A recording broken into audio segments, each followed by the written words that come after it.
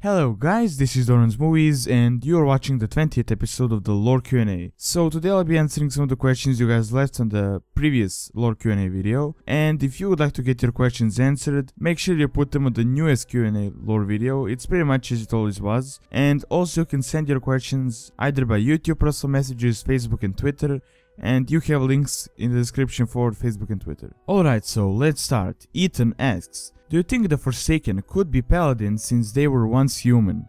The only thing I see stopping them is the fact that the undead have a problem wielding the light.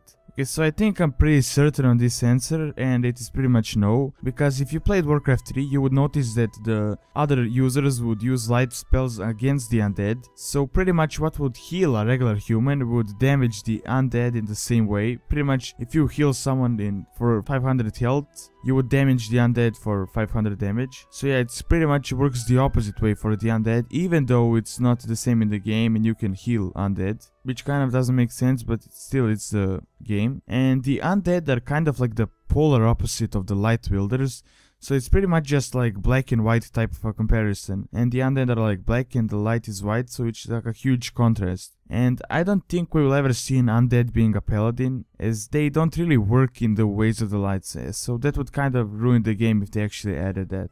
Okay, next, Byron asks, do you think that the Night Elves really did evolve from trolls? Well, that is kind of a new thing that only came up a few years ago, but it still makes some sense. I mean, I don't fully believe in it, but I see how it could work. Although, like, they do look similar, and both of the races are really old on the world of Azeroth. But the only thing that bothers me a bit is that the trolls are not really all that primitive. I mean, in real world, you have the humans that are intelligent and evolved, while you have the primitive monkeys on the other side. But here, I mean, the Night Elves do wield magic and all of that, but I mean, the trolls still actually do that as well.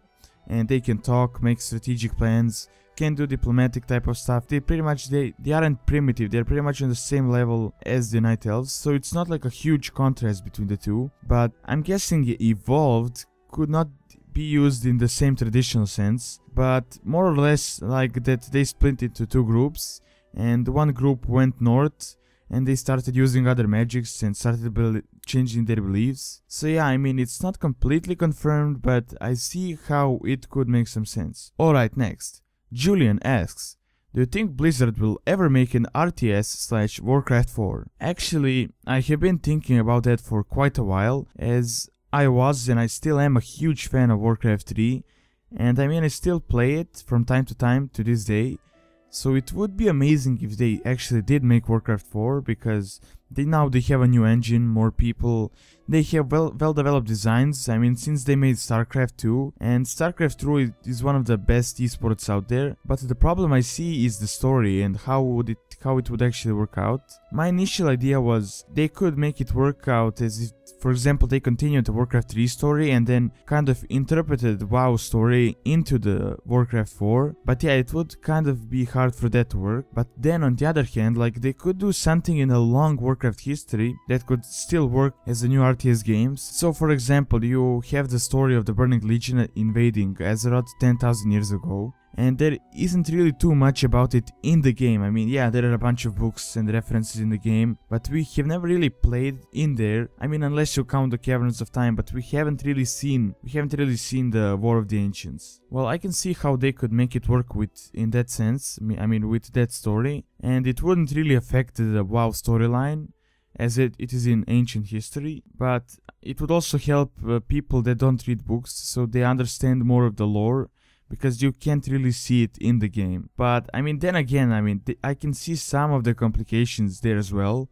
as they wouldn't be able to add all races, but they could still try to do something like an alternate universe, something like they did with Broxigar, just a bit on a wider scale. But yeah, anyways, I mean, I think it would be a great idea if they actually made Warcraft 4. I will most likely make a discussion type of a video on this topic in a few days, so I will present more of my points on what I think about Warcraft 4 and all of that. Okay, continuing on.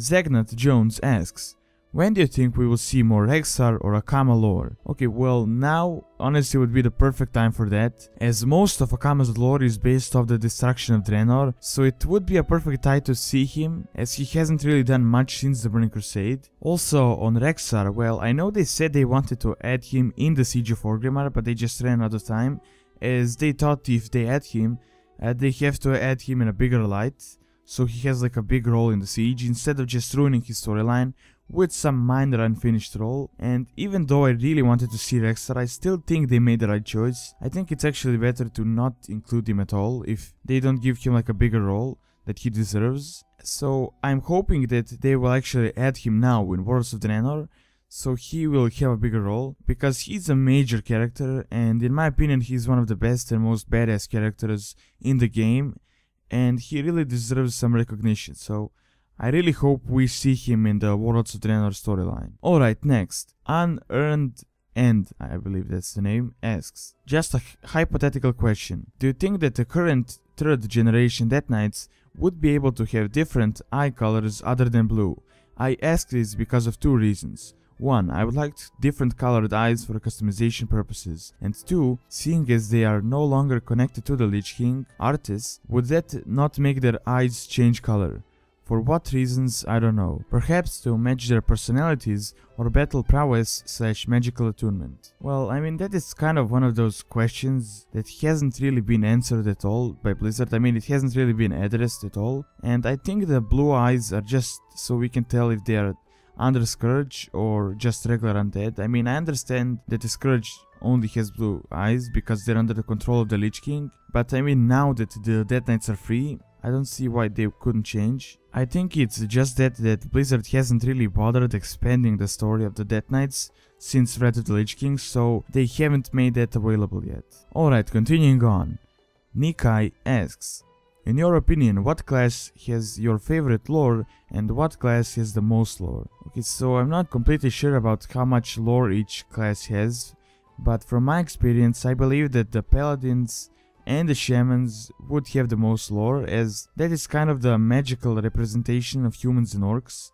I mean, in another sense, like the Warriors or Rogues would have most lore, but there isn't really too much that there is to a warrior, because a warrior is always a warrior in any fantasy game or a book or a movie or whatnot. So there isn't really all that much behind the warrior, but pretty much like it's just like he can swing his weapon and kill his enemies. But again, there is still some lore to the warriors. For example, I mean, there's the Burning Legion Blade Masters, but I mean, then again, that is more of as in clan lore instead of class specific lore, while on the other hand, the Shamans and the Paladins and most magic wielders have a bunch of well developed lore, such as the ones that, for example, the ones that worship the light or Elune or the elements or whatnot, but I'm not really certain on which class has the most lore next to them though. And the last question is by Michael, and he asks, do you think after Warlords of Draenor some of the characters from Draenor would come to our Azeroth? Because I was just thinking this a while back and I was wondering what your opinion is on this. So I'm pretty certain that they won't come back into our storyline, because that would kind of ruin the current timeline.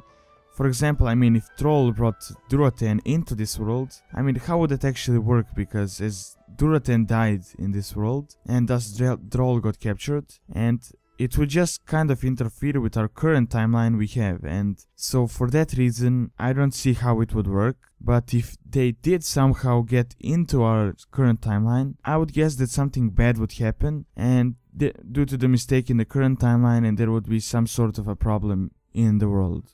But I don't really see them coming into our world. Okay, and that is all I have for now. Thanks for watching, and don't forget to leave your questions. It's pretty much as it always was, either by YouTube messages, Q&A comment section, or Facebook and Twitter. Also, don't forget to like, favorite and subscribe. Again, thanks for watching, and see you next time.